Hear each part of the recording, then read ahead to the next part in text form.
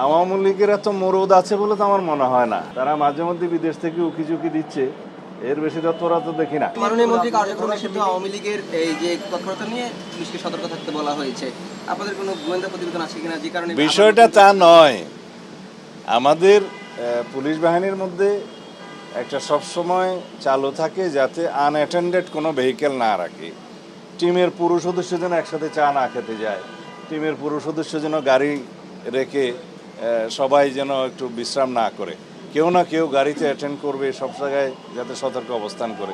এটা normal practice, এটাকে অন্যভাবে নেওয়ার কোনো কারণ নেই। সতর্ক আমরা সবসময় আছি। রাষ্ট্রপতি নিয়ে অনেক আলোচনা হচ্ছে, আপনাদের বড় একটা মিটিং হয়েছে স্থায়ী কমিটির। কবে নাগাদ বাংলাদেশের নতুন রাষ্ট্রপতি আসলে পাওয়া যেতে পারে, আপনাদের কোনো আলোচনা আছে কিনা? বা নির্বাচন কমিশনের সাথে যোগাযোগ করেন।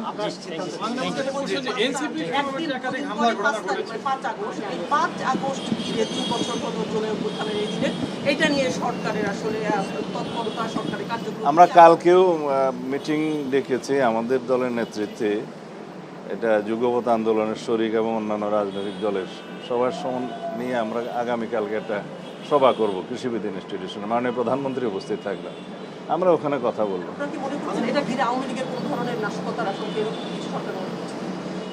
আওয়ামী লীগের এত মরদ আছে বলে তো আমার মনে হয় না। একে তো নিষিদ্ধ ঘোষিত দল, মাফিয়া শক্তি, তারা মাঝে মধ্যে বিদেশ থেকে উকিঝুঁকি দিচ্ছে, এর বেশি তৎপরতা তো দেখি না।